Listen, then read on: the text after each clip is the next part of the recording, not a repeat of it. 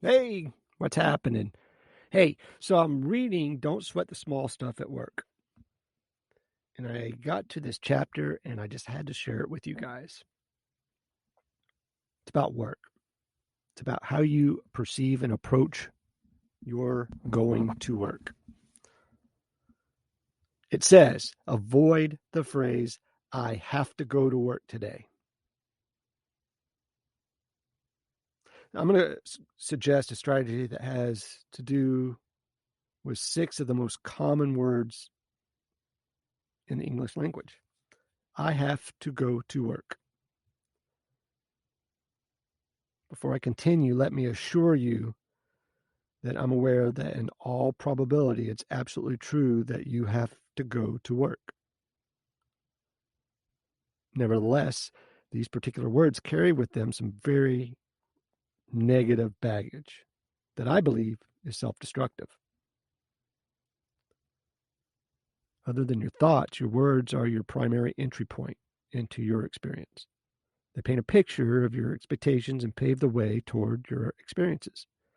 When you have to do something, it implies that it's not a choice, that you'd rather be doing something else, doing something different. This in turn implies that your heart isn't really into fully executing what you're doing, which makes living up to your potential extremely difficult and enjoying your experience near impossible.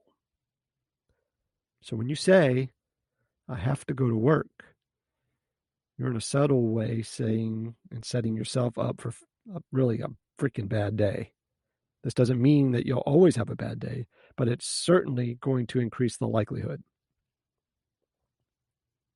Beyond that, there's a more subtle negative message you send yourself and to others. It seems that deep down that you're really saying is, I don't like my work. I'm not capable of choosing where I work, and I'm not capable of choosing what I enjoy. What a horrible message to say to yourself or even somebody else about something you spend most of your time really doing in life. Think about it. If you really loved your work, why would you say, I have to go to work? Do you say, I have to start my weekend now? Oh, geez. Wouldn't it be, or really make more sense to really say, I get to go to work today. I'm off to earn my livelihood, or I'm off to another day, or something even simpler like, I'm off to work, without the attached negativity. I'm not suggesting you jump for joy or yell out, Yahoo, right? I get to go to work. But can't you come up with something just a little more upbeat to begin your day? Wouldn't it be just a little brighter if you said it the other way? And don't you think it would be more pleasant for others to hear these more positive words? When I leave for work in the morning, for example, I don't want to send a message to my children, however subtle it is, that work is a bummer and here I go. Yuck.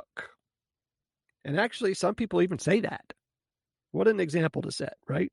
I think you're going to be surprised at what may happen if you choose to implement a more positive strategy. When you take this strategy to heart, as you habitually mumble, I have to go to work, in your typical grouchy mode, you begin to catch yourself doing it. This really makes you smile or laugh at yourself because you now see how ridiculous it is. Then, as you rephrase your statement to something slightly more positive, it seems to send a subtle reminder to your brain that your expectation is that you're going to have a good day. Wouldn't you agree? That more often than not, your expectations tend to come true. When you expect to have a bad experience, you usually do. When you expect to have a good time, very rarely or seldom do you disappoint. If nothing else, I hope you'll at least ask yourself the question, what possible value could these words have to the overall experience of my day? Keep in mind that most people spend a minimum of 8 hours a day, 5 days a week working. Something you're going to do regardless of how you choose to verbalize it. How you verbalize it to yourself and to others. Why not get yourself off to a good start by avoiding the tendency to badmouth your day to get started? All right, guys. Hope you're having an amazing day. Be safe. Take care. Sell a bunch. And say something nice to somebody. You've been listening to the Productive Not Busy podcast with Coach Wayne. Join us next time for more money-making strategies to help you have less stress and more free time. Follow us on Facebook at Productive Not Busy, on Instagram at frontline.coach.wayne, and on Twitter at Wayne New Jr. And remember, be productive, not busy.